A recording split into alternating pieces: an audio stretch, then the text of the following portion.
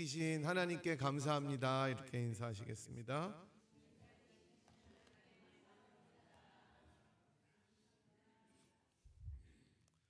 네, 여러분 잘 오셨습니다. 완전히 새로운 교회가 됐죠?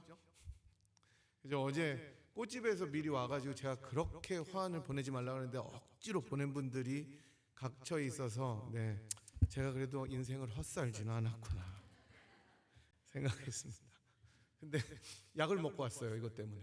네, 엘러지 약을. 괜찮습니다. 그래서 그나마 친구라는 분은 그렇게 엘러지가 있더라도 꽃을 보냈고 제자들만이 나무를 보냈습니다. 네, 역시 네, 친구들은 믿을 수가 없어요. 이따 설교하시는 목사님이 보낸 것 같은데 하여튼 어제 와가지고 뭐 이 방송이랑 지금 이제 카메라랑 다 나오는데 제가 또 나와서 좀 민망하긴 한데 이제 어제 새벽 6시부터 오셔가지고 밤 늦게까지 또 다 설치해서 오늘 이게 다 네, 완벽하게 잘 됐습니다. 그래서 수고해 주신 여러분께 다시 한번 감사드리고 계속 있다가 있을 예배를 위해서도 또 수고해 주시기 바랍니다.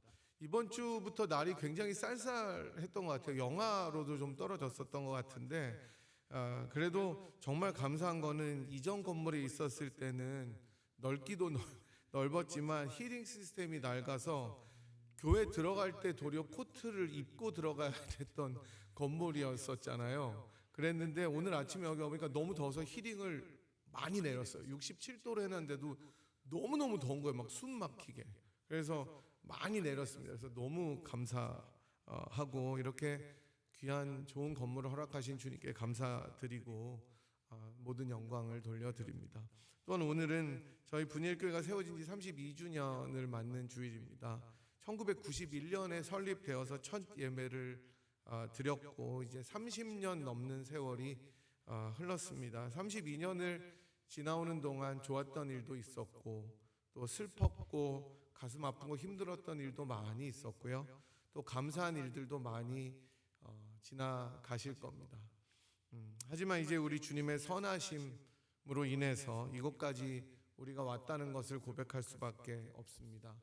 이제 조금 후인 오후 5시에 위임과 입당 감사 예배를 드리게 되는데 우리 장로님 기도하신 것처럼 많은 하객들이 찾아서 정말 함께 주님의 높으심을 우리들이 찬양하고 또 영광을 돌리는 귀한 시간이 있었으면 좋겠고 정말 분일교회가 새로운 한 챕터를 여는 중요한 시간이라고 생각이 됩니다. 그동안 한결같이 교회를 지키시고 수고하시고 또 헌신하신 여러분들께 다시 한번 깊이 감사를 드리고 무엇보다 하나님 아버지께 영광을 돌려드립니다.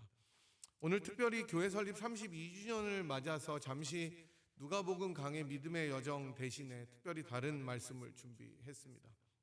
여러분들이 위임 및 입당 감사 예배 포스터를 잘 살펴보셨다면 알 수 있고 오른쪽 가장 윗부분에 영어로 오늘 본문이 쓰여져 있었다는 것을 아시는 분은 아실 것입니다. 또한 교회 웹사이트를 보시면 교회 표가 2023에서 그리스도로 충만한 교회 이렇게 되어 있습니다. 바로 오늘 본문을 바탕으로 지어진 표이고 저는 이것이 우리 교회가 앞으로 나아가야 될 방향이라고 확신합니다. 그러면 에베소서 1장 22절 23절을 바탕으로 오늘 말씀을 나누어 보도록 하겠습니다. 에베소서는 흔히 교회론에 대해서 잘 다루고 있는 책이라고 불려집니다. 따라서 에베소서를 읽어 나가면 교회의 본질, 방향, 그리고 교회의 사명, 성격, 중요성 이런 모든 교회에 관한 것들을 알 수가 있습니다. 제가 찾아보니까 2020년에 제가 에베소 클래스라는 타이틀로 에베소서를 강의했는데 혹시 기억나시는지 모르겠습니다. 언제지 그게? 라고 하시는 분도 있겠지만 저는 분명히 했습니다. 어쨌든 네. 그래서 오늘 본문이 나오는 부분을 찾아보니까 이 부분만 다루진 않고 전체적으로 이 본문이 다루어지고 있는 전체 내용을 가지고 했더라고요. 그래서 제가 오늘 22절, 23절을 자세히 좀 다루어서 말씀을 드리겠습니다. 오늘 본문은 에베소서에서 교회라는 단어가 처음으로 등장하는 곳입니다. 바울이 에베소 교인들에게 편지를 쓰면서 교회라는 단어를 가장 먼저 에베소서에서 여기서 사용하고 있고 그렇기 때문에 이 본문은 그런 면에서라도 굉장히 중요합니다. 본문은 사실 15절부터 시작되는 에베소 교인들을 위한 바울의 간구, 기도로 있는 본문에 위치합니다. 가장 끝부분에 위치한 기도의 내용입니다. 바울은 에베소 성도들을 생각하면서 간구하는데 그 내용이 바로 오늘 15절부터 오늘 본문이 끝나는 23절까지라는 것입니다. 이 부분을 자세히 읽어보시면 우리말로도 순표가 없으면 읽기가 힘듭니다. 문장이 엄청나게 길고 사실은 영어로도 헬라어로도 너무너무 긴 문장입니다. 오늘 본문은 바울이 19절에서 우리에게 베푸신 능력의 지극히 크심이 어떠한 것을 너희로 알게 하시기를 구하노라 라는 간구의 부분과 연결되는 지점입니다. 다시 말씀드리면 바울은 에베소 성도들이 하나님께서 성도들에게 베풀어 주신 능력, 파워가 얼마나 큰 것인지를 알았으면 좋겠다라고 간구하는데 그 능력이 무엇인지에 대해서 자세하게 설명하고 있는 것이 오늘 본문입니다. 정말 여러분들이 하나님의 능력에 대해서 알기를 원한다 이렇게 기도하면서 그러면 그 능력은 어떤 능력이냐를 설명하고 있는 지점입니다. 바울이 말하는 하나님의 능력은 바로 앞절인 20절과 21절에 상세하게 나옵니다. 그의 능력이 그리스도 안에서 역사하사 죽은 자들 가운데서 다시 살리시고 하늘에 자기의 오른편에 앉히사 모든 통치와 권세와 능력과 주권과 이 세상뿐 아니라 오는 세상에 일컫는 모든 이름 위에 뛰어나게 하셨다라는 것입니다. 하나님의 능력은 어디서 제일 강력하게 보여지냐 하면 예수님을 죽은 자들 가운데서 부활하게 하신 데서 가장 잘 드러났다고 이야기를 합니다. 뿐만 아니라 하나님께서는 그런 예수님을 하나님 보좌 우편에 앉으시고 모든 만물들 위에 뛰어난 이름을 주셨습니다. 네가 최고다라고 선언하신 것입니다. 그런 능력이라는 것입니다. 그런데 하나님의 능력은 단지 이렇게 예수님께서 모든 것들보다 뛰어난 이름을 가지도록 하는데 머무르는 것이 아니라 우리가 22절에서 읽은 것처럼 모든 만물을 예수 그리스도의 발 아래 복종하게 하시는 데까지 나아갑니다. 그러니까 이름이 뛰어나서 와 저분이 대단하다라는 것뿐만 아니라 모든 만물들이 예수님의 발 앞에 복종하도록 했다는 것입니다. 예수님이 뭐라는 거예요? 왕이라는 것입니다. 모든 것의 주인이 되신다는 말씀입니다. 이렇게 모든 만물의 주인이 되신 예수님께서는 이제 그런 모든 파워를 가지시고 교회의 주인이 되신다고 바울은 이야기하는 것입니다. 모든 만물의 왕이시고 주인이 되셔서 모든 만물이 그 앞에 복종하고 엎드려서 경배하게 되는 그 예수님이 교회의 머리요 주인이 되신다는 것입니다. 우리말 성경에는 그를 만물 위에 교회의 머리로 삼으셨다라고 번역이 되어 있지만 그를 즉 예수님을 교회의 머리로 하나님께서 주셨다라는 것이 보다 정확한 번역입니다. God gave him to the church. 이게 맞습니다. 하나님께서는 자기 백성의 모임인 교회에 그 머리로 주인으로 누구를 주신 것입니까?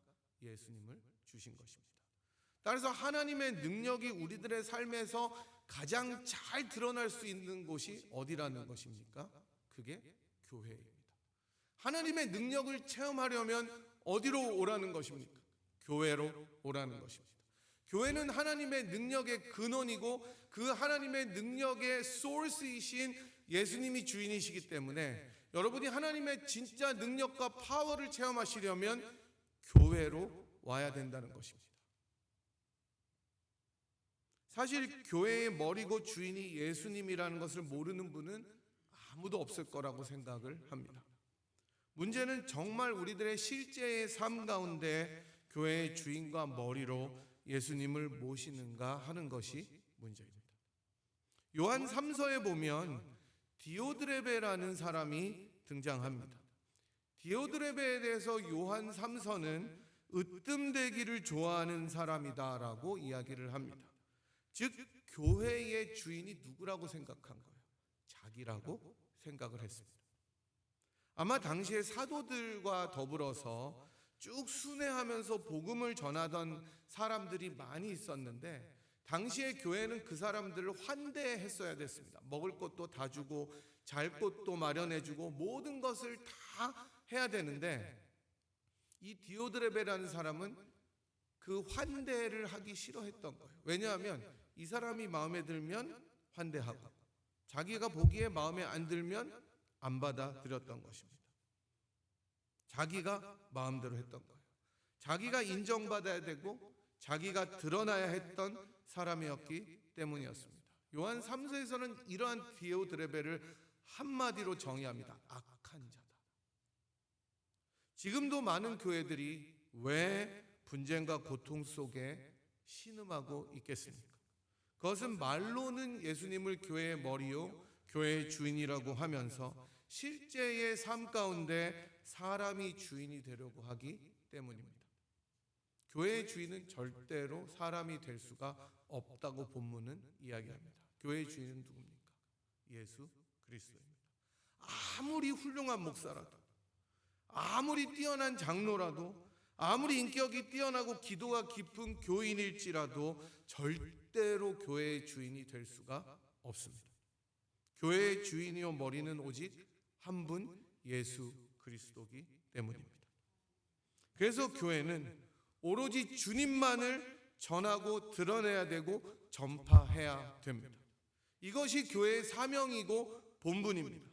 교회를 왔는데 예수님을 볼 수 없다면 그 교회는 아무리 부흥하고 아무리 화목하고 아무리 튼튼하고 엄청나게 좋은 건물과 갖추어진 프로그램을 가지고 있다고 하더라도 아무 소용이 없는 것입니다. 오직 예수님이 주인인 교회. 그래서 그리스도만이 드러나는 교회가 성경적 교회인 것입니다. 최근에 불행하게도 한국이나 이민교회들이 정말 큰 어려움을 겪고 있습니다. 한국에서는 주일학교가 점점 없어져 갑니다. 주일학교가 거의 없대요. 청년부도 거의 없습니다. 기독교인들의 인구는 노령화되어서 더 이상 젊은이들이 교회를 찾지 않습니다. 더 이상 교회의 매력이 없습니다. 그래서 제가 오늘 함께 다른 주에서 위임하는 친구 목사님이랑 전화를 하는데 서로 축하하다가 못 가서 미안하다고. 갈 수가 없죠. 제가 거기 가면 안 되죠. 그분도 여기 오면 안 되죠. 그런데 이제 얘기하다가 더 이상 교회는 블루오션이 아니다라는 거예요. 레드오션이 돼버린 거예요, 교회가. 그리고 그 이야기를 하면서 요즘에는 어쩌면 교회가 커지고 막 진짜 승승장구하는 게 어쩌면 이상한 일이다, 이렇게 이야기하더라고요. 그 정도로 어렵게 지금 교회들이 모든 것을 힘들어하고 있습니다. 신학교는 우리나라에서 한때는 막 20대 1 이랬는데 미달입니다. 아무도 신학교를 오려고 하지 않아요. 미달이에요. 100명 뽑으면 80명 오기 때문에 다른 과정을 20명을 더 뽑아서 그 수를 채운다고 합니다. 제가 처음에 신학교 들어갔을 때 한국 얘기를 들었을 때는 막 20대 1, 막 20몇 대 1 이랬었어요. 막 떨어지고 신대원 재수한다 그랬거든요. 요새는 넣으면 들어가는 거예요. 그러니 교회가 얼마나 큰 어려움을 겪고 있는 것입니까? 왜 그렇게 되었습니까? 여러 이유들이 있겠지만 예수님을 주인으로 대하지 않고 다른 많은 것들에 눈을 돌려서 그것들을 최 가치로, 베스트 밸류로 삼았기 때문입니다. 앞서 말씀드린 사람, 성장, 화목, 건물, 재정, 프로그램, 이런 가치들이 예수님보다 앞선 가치가 되었기 때문에 교회는 본질을 잃어버렸습니다. 결국 이런 것들은 하나님의 능력이 아니라 자기의 능력과 인간의 능력에 기반을 두고 있기 때문입니다. 파운데이션 자체가 다른 거예요. 따라서 하나님의 능력이 체험될 수가 없습니다. 겉으로 잘 되는 것처럼 보이더라도 사실 그 속에 하나님의 능력은 머물지 않기 때문입니다. 예수가 없기 때문이죠. 따라서 예수님께서 교회의 머리가 되신다는 것, 하나님이 예수님을 교회의 머리로 주셨다는 것은 바로 예수님이 최고의 가치고 프라이어리티, 우선순위가 된다는 것임을 기억해야 되는 것입니다. 이제 바울은 23절로 넘어가면서 교회가 어떤 곳인지에 대해서 이야기해 줍니다. 사실 23절 이 한 절은 에베소서 전체에서도 가장 난해하고 어려운 구절로 꼽힙니다. 제가 이 설교를 준비하면서 주석들을 여러 권을 보았는데 그 주석의 대부분 한 5페이지 빡빡하게 이 구절을 어떻게 해석했는지에 대해서 나오더라고요. 여기서 설명드릴 필요는 없기 때문인데, 왜 그렇게 어렵냐면 만물 안에서 만물을 충만하게 하시는 이의 충만이다, 이 말이 무엇인지를 계속해서 학자들은 논란을 삼고 있기 때문입니다. 여러 의견들이 있지만 6개 정도 있는데, 그 중에 가장 합당한 해석은 교회는 예수님으로 충만해진다는 뜻으로 해석하는 것입니다. 이 말은 그리스도께서 교회를 충만하게 채우신다는 것입니다. 여러분, 충만의 반대말이 무엇입니까? 안충만이 아닙니다. 그죠? 결핍, 부족, 이런 것입니다. 충만한 것은 가득한 건데 뭔가 결핍되고 부족하고 뭔가 없는 것, 이것이 반대말이죠. 우리 중에 누구라도 배고픈데 일이 잘 되는 사람은 없을 것입니다. 여러분께서 아침을 잘 드시고 교회에 오셔야 안 좁니다. 너무 많이 먹으면 졸지만, 그죠? 든든해야 일도 하는 거잖아요. 여러분, 그게 밥심으로 산다라고 우리가 이야기를 하잖아요, 한국 분들이. 제가 얼마 전에 다큐멘터리를 하나 보았는데, 옛날 조선 말기에 쓰던 밥그릇을 보여주더라고요. 조선 시대에, 조선 말기에 고종 뭐 이럴 때 그 밥그릇이 여러분 옛날에 밥 주발이라고도 했잖아요, 그죠? 아시죠? 이만해요. 이만한데 거기다가 현대의 밥주걱으로 밥을 담아 보니까 몇 인분 정도 나올 것 같습니까? 여러분 한번 생각해 보세요. 몇 인분 정도 담을 것 같아요? 그 밥주발에 3인분. 정장님 이렇게 수줍게 이렇게 하시는데 6인분 나와요. 와, 대단하죠. 그리고 그 옆에 그거보다 큰 국그릇이 있어요. 그리고 우리보다 더 훨씬 작은 수염난 갓을 쓴 분이 먹고 있어요. 사진. 프랑스 사람이 찍었대요. 그러면서 프랑스 사람으로 조선에 나와 있던 분이 조선인들은 엄청난 쌀을 소비하더라라고 기록을 남겼다고 합니다. 여러분 요즘에 제가 오늘 온 손님들한테 오셔서 감사합니다 6인분 드리면은 욕할 거예요. 나를 어떻게 보고 지금 이거를 주십니까? 이럴 거 아닙니까? 제가 만약에 여러분 아무리 잘 드신다고 황 집사님 제일 잘 드시는데 6인분 꽉꽉 눌러서 집사님 오늘 점심하세요 그러면 목사님 나 싫어하세요? 라고 할 거예요. 지금이야 자기 몸을 관리하고 다이어트하고 웰빙 한다고 해서 밥을 적게 먹죠. 탄수화물 안 먹잖아요. 그런데 사실 그때는 다른 먹을 거나 이런 게 부족했기 때문에 그 6인분을 먹는 게 가장 큰 기쁨이었답니다. 그 밥을 그렇게 먹으면 어떻게 되는 거예요? 몸이 충만해집니다.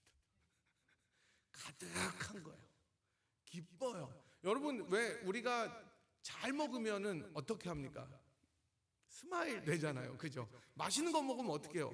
기쁘잖아요. 그죠? 맛있는 거 먹는데 막 되게 맛있네. 이런 사람 없잖아요.